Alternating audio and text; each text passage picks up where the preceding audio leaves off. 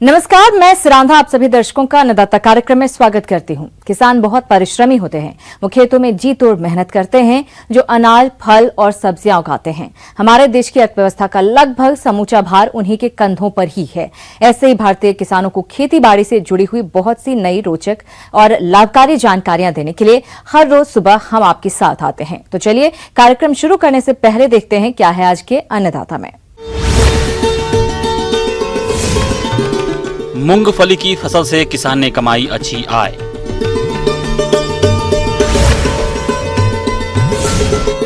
पशुओं में थनैला रोग की समस्या और उसका समाधान।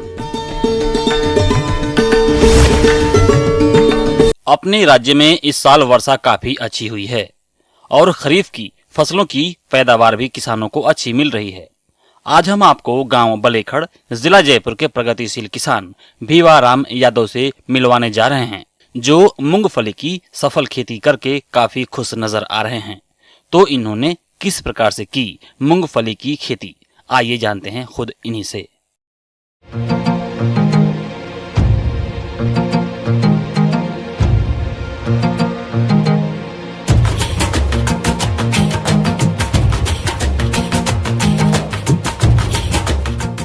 मैंने मूंगफली 1 मई को मैंने पलाव की तैयारी की और उसमें तैयारी करके बाद के मान पलाव कर दिया हमने और फिर उसकी कटाई की और कटाई करके उसकी बाद जुताई की। मैंने गहरी जुताई की है इसमें और पिलाव काट के इसकी बाद जुताई करके DAP, यूरिया, पोटाश मिलाकर उसको मैंने बिजाई की है। फिर 10 मई को मैंने बुआई जुताई के लिए तैयारी पड़ाव वलाव करके तैयारियाँ कर ली मैंने और फिर उसमें बीट भी मैंने लिए और बाद में मैंने जुताई उताई करके फिर उसको मैंने मूंगफली बिजाई कर दी। बिजाई करने के बाद में वो पहली बार पानी दिया 20 दिन बाद में। 20 दिन बाद में हमारे जो मूंगफली तैयार पानी के लिए तैयार हुई तो हमने उसने खरपतवार की दवायाँ उसमें छिड़क दी और खरपतवार की दवाएँ छिड़कने के बाद में हमारे कोई ओरसला नहीं हुआ उसमें। उसके बाद में मैं गोड़ निनाण निकाल दी। गोड़ निनाण निकाला बाद में पोटास और जिंक, यूरिया खाद उसको मैं 20-20 दिन 25-25 दिन के आंतरे पानी के साथ में देता रहा और मेरे खेत में कोई लट वगैरह कुछ भी नहीं लगी। किसान भाइयों, इन्होंने 20 बीघा यानी 2 हेक्टेयर जमीन में मूंगफली की खेती की है और इस साल वर्षा काफी अच्छी हुई है, इसलिए मूंगफली की फसल में अधिक सिंचाई करने की आवश्यकता नहीं पड़ी और जब शुरुआत में सिंचाई की आवश्यकता पड़ी तो इन्होंने मूंगफली की फसल में मिनी फव्वारा द्वारा सिंचाई की, जिससे पानी की बचत के साथ साथ श्रम की भी बचत हुई। और मेरे पास 2 बोरिंग थे, उसमें हमारा पानी नहीं पहुंच पाया फुहारों से, तो फिर इसलिए मैंने क्या सोचा कि ये जो मैंने फुहारे मैंने 20 बीघा में लगवा दिए आती और उसके बाद में हमारा पानी पहुंचना शुरू हो गया। सारी खेती के मान 20 बीघा का मान अच्छी तरह से पानी पहुंच रहा था 2 बोरिंगों से। बारिश आई तब हमने उस बोरिंग को हमने बंद कर दिया। फिर बाद में बारिश गई, उसके बाद में ओरी वापस फुहारा चालू कर दिया तो हमारी कोई लटक फटक कुछ भी नहीं लगी। इसमें भी सुरक्षित थी हमारी जो खेती, इसमें हमारे को निभाव दी और उसमें हमारे को अच्छी उपज दी। मिनी फुहारों से हमारे को अच्छा बहुत ही लाभ मिला और हमारी अच्छी इनकम हुई और हमारे को कोई चीज़ को घाटा नहीं मिला हमारे को। और 20 बीघा के अंदर 1,80,000 खसा काट कूट के हमारे को पेमेंट हुआ है और 1 लाख हमारी खर्चा बन गया और 1,80,000 हमारे को बच रहा है। फिर से मैंने मूंगफली टाइम हो गया ना, 4 महीने बाद में मूंगफली निकालते ही मेरे मूंगफलियों का भाव मंडी के अंदर 4600, 4700 और 4580 और 4380 के लगभग मेरी मूंगफलियाँ बिक गई वहाँ मंडी में जाकर। तो मेरी मूंगफलियाँ 2,80,000 रुपये की होगी।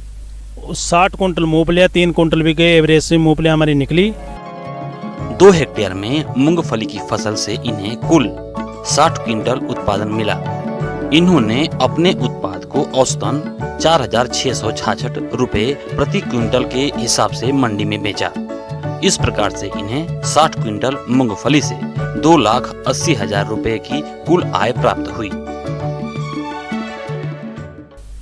और हमारे जो खर्च बात है खर्चे की, अब जो खर्चा हमारे जो इस धरती में हुआ वो मैं आपको बता रहा हूँ कि हमारा खर्चा बीज के टाइम में 50,000 रुपये का हमारे 20 बीघा का मान गोलियों का बीज आ गया और कम से कम 10,000 की बीट डाली हमने और 2500 रुपये का हमारा जो मंडी का मान है यहाँ से जो भी पिकअप भर गई उसका खर्चा है।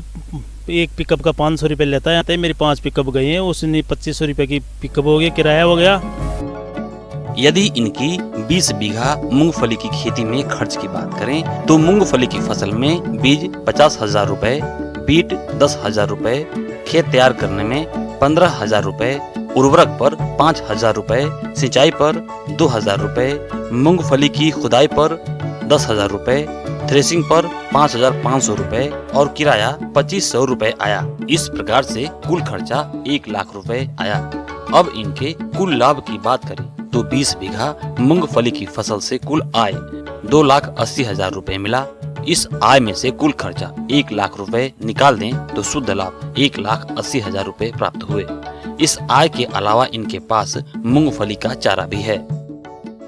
और मेरे किसान भाइयों, ऐसे तो खेती होती नहीं है, इसकी निगरानी रखनी पड़ती है। हम अब जो मेरे पास सारे किसान भाइयों में एक ही नहीं बोलता हूँ, ये सभी किसान भाइयों से ये कहना चाहूँगा कि जब कोई भी आपने फसल करते हैं तो उस गाँव को, और जैसे कोई भी जानवर निकलता बढ़ता रहता है हमारा जानवर है, तो उसको निगरानी रखने के कारण से हमारे को जो भी झाड़ हुए, तार हुए, खंबे रोप कर इसको निगरानी करनी पड़ेगी और अपने को खेत को इसमें निगरानी रखनी पड़ेगी, तभी कोई जानवर, आवारा जानवर इसको ना खा सके, नष्ट ना कर सके। इसको ध्यान देने की बात है मेरे भाई किसानों। तो मैं ये आपको ये कहना चाहूँगा, जो भी जितनी आपने खेती नहीं करते तो उसमें कम से कम भी बाढ़ जरूर इसमें ब्रेक के बाद आप सभी दर्शकों का अन्नदाता में एक बार फिर से स्वागत है। चलिए अब रुक करते हैं अगली कड़ी की ओर।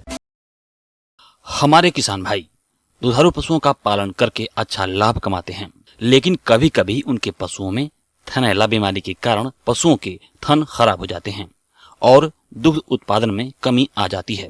इसलिए आप इस बीमारी की पहचान कर इसकी रोकथाम कैसे करेंगे, इसकी जानकारी दे रहे हैं डॉक्टर भरत महतो। जी हाँ किसान भाइयों, ये दुधारू पशुओं के लिए थनैला एक बहुत ही महत्वपूर्ण बीमारी होती है। आपको जानकर शायद ये आश्चर्य होगा, पूरे दूध उत्पादन का करीब 10% दूध उत्पादन की कमी जो होता है ये हमारे भारत में केवल थनैला रोग के कारण ही होता है। ये थनैला रोग होने के कई कारण होते हैं, जैसे कई चीज़ों के कारण थनैला रोग हो सकता है, जैसे बैक्टीरिया, वायरस, फंगस, या आपकी जो दुहाई की मेथड है उससे हो सकता है। आपके दुहाई के समय का साफ़ सुथरा जिस तरह से रखते हैं, मेंटेन करते हैं, थन को कब धो रहे हैं आप, धोने से अच्छा से धो रहे हैं या नहीं धो रहे हैं, दुहाई की बाल्टियाँ आपकी ठीक हैं कि नहीं है, रखने का जगह कैसा है, इन सबों पे डिपेंड बहुत करता है। कहने का मतलब है कि थनैला आपके पशुओं को बहुत कई कारणों से थनैला हो सकता है। थनैला रोग दुग्ध व्यवसाय के लिए सबसे बड़ा संकट है। भारत में दुग्ध उत्पादकों को कई हजार करोड़ रुपए का नुकसान इस बीमारी के कारण होता है। पशुपालक भाइयों, जैसा कि नाम से ही विदित है, यदि पशु के थन ही खराब हो जाएंगे तो ऐसे पशु से क्या उत्पादन मिलेगा, इसका अंदाजा आप स्वयं लगा सकते हैं। थनैला रोग से ग्रसित पशु के दूध में खून आने लगता है, अयन का आकार बदल जाता है, दूध का फटा हुआ या दही के समान चिथड़े आने लगते हैं और ऐसे दूध को किसी काम में नहीं लिया जा सकता है। एक बार थनैला हो जाने से किसान भाइयों को काफ़ी परेशानी का सामना करना पड़ता है। ऐसे थनैला तो अधिक दूध देने वाले, जितने अधिक दूध देने वाले जानवर होते हैं उन सबों में थनैला की संभावना अधिक होती है। कम दूध देने वाले जानवरों में थनैला बीमारी होने की संभावना थोड़ी कम होती है। इसके मुख्य लक्षण देखें तो ऐसे थनैला के कई अलग अलग प्रकार के लक्षण आते हैं, जैसे एक्यूट मेस्टाइटिस होंगे या क्रॉनिक होंगे या सब क्लिनिकल मेस्टाइटिस होंगे।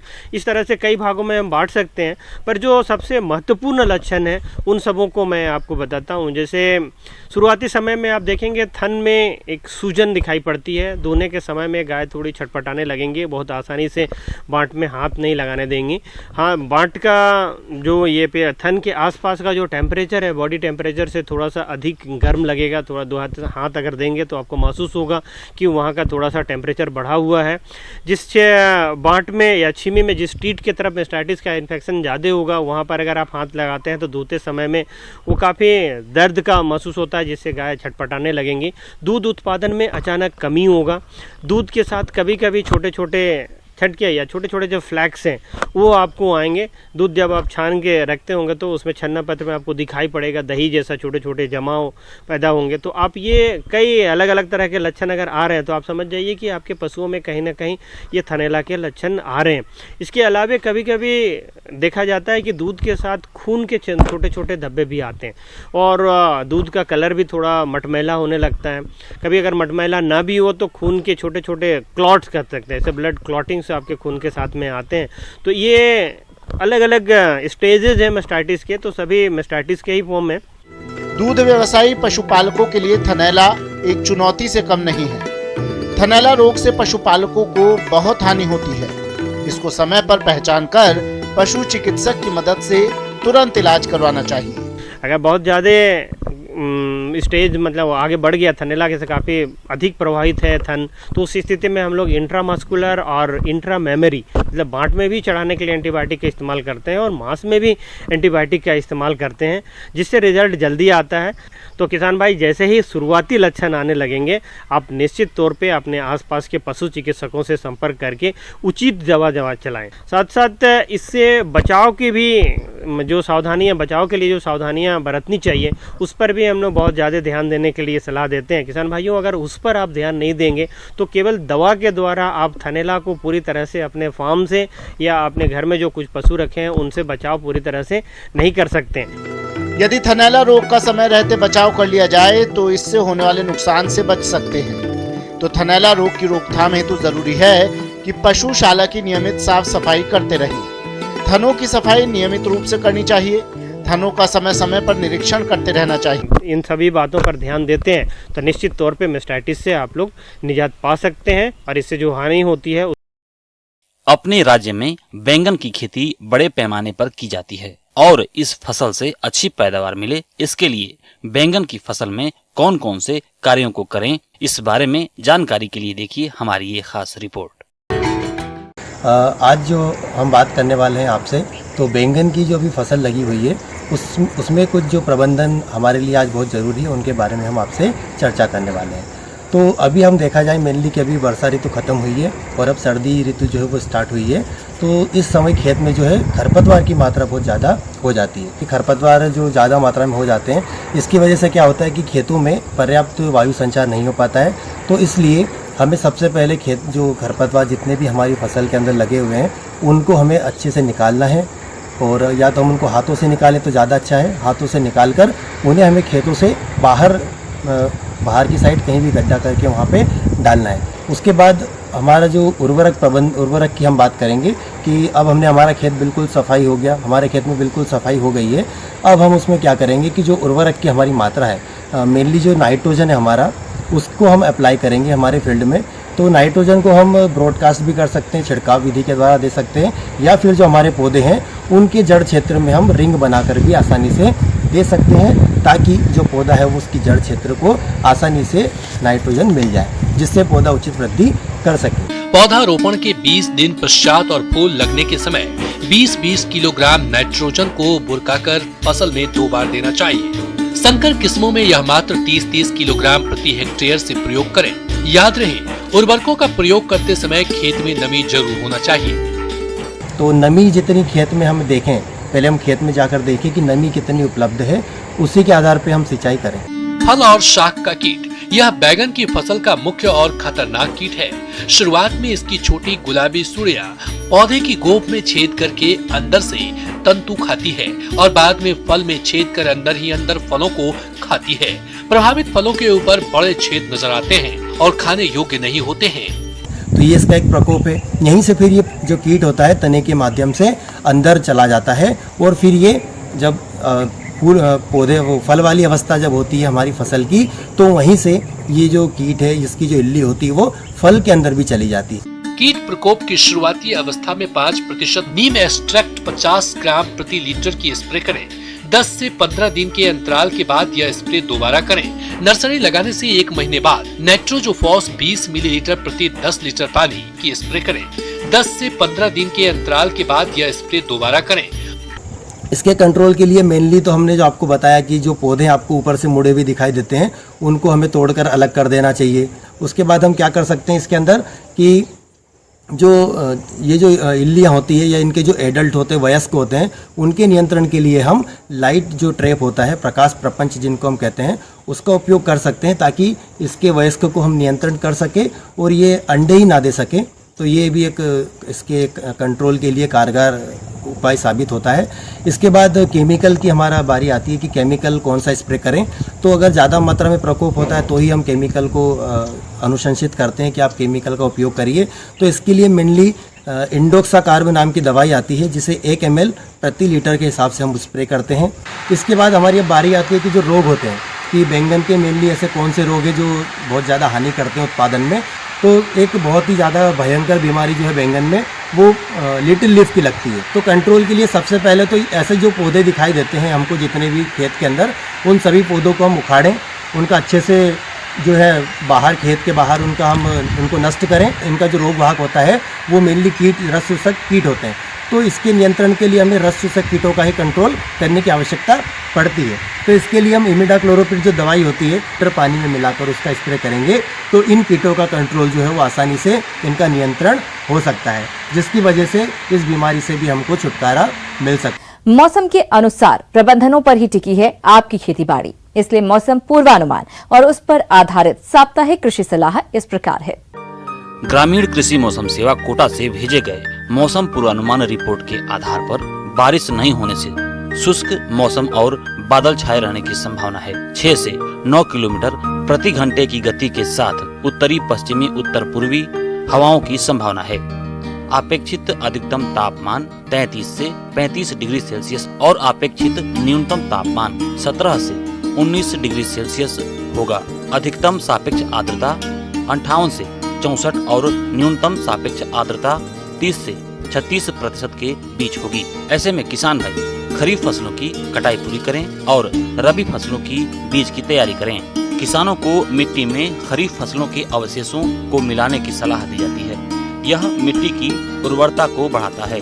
यह मिट्टी के वाष्पीकरण को कम करने और मिट्टी की नमी के संरक्षण में सहायक है। चने की बुआई के लिए खेत तैयार करें। चने की किस्में RSG 44, RSG 888, RSG 902, RSG 895, Pratap राज चना और प्रताप चना का चयन करें।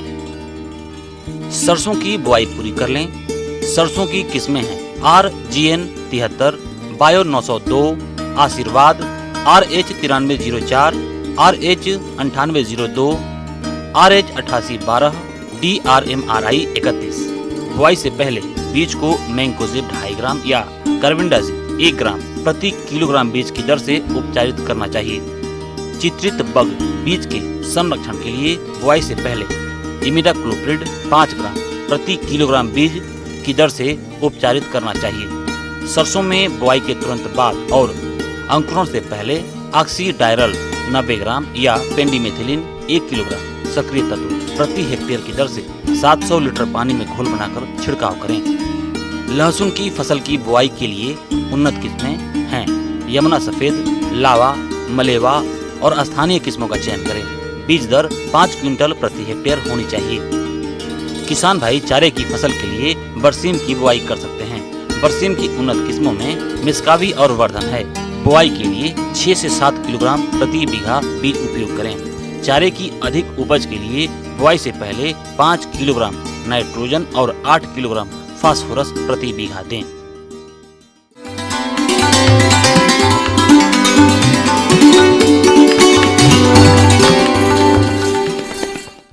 अन्नदाता हेल्पलाइन निःशुल्क फोन संपर्क सेवा के माध्यम से आपके द्वारा पूछे गए प्रश्नों में से 1 या 2 महत्वपूर्ण प्रश्न को हम अपने कार्यक्रम में शामिल करते हैं। इसी के तहत आज का चयनित प्रश्न और उसका जवाब इस प्रकार है। निःशुल्क अन्नदाता हेल्पलाइन में आज हमने जिस प्रश्न को शामिल किया है उसे पूछा है जयतारण जिला पाली के सोहन लाल ने। आपने तारामीरा की उन्नत किस्में और बुआई तकनीक के बारे में जानकारी चाहिए है, तो इसके लिए देखिए कार्यक्रम का यह अंश। तारामीरा की खेती अधिकांशतः बारानी क्षेत्रों में जहां अन्य फसलें सफलतापूर्वक पैदा नहीं की जा सकती हों, वहां तारामीरा की खेती आसानी से की जा सकती है। खरीफ की चारे, उड़द, मूंग, मक्का, ज्वार, बाजरे की फसल लेने के बाद यदि नमी हो तो एक हल्की जुताई करके सफलतापूर्वक इसे बोया जा सकता है। तारामीरा हेतु हल्की दोमट मिट्टी अधिक उपयुक्त रहती है। अम्लीय एवं ज्यादा क्षारीय भूमि इसके लिए बिल्कुल उपयोगी नहीं रहती है। जहां तक संभव हो वर्षा ऋतु में तारामीरा की बुआई हेतु खेत खाली नहीं छोड़ना चाहिए। दीमक और जमीन के अन्य कीड़ों की रोकथाम हेतु बुआई से पूर्व जुताई के समय क्विनोलफॉस 1.5% चूर्ण 25 किलोग्राम प्रति हेक्टेयर की दर से खेत में बिखेर कर जुताई करें।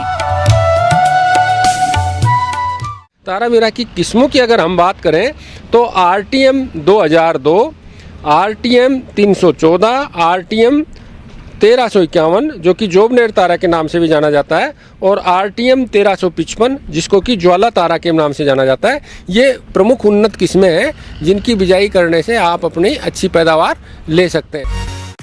आइए अब एक नजर डालते हैं राज्य की कुछ चुनी हुई मंडियों के प्रमुख फसलों के बाजार भाव पर।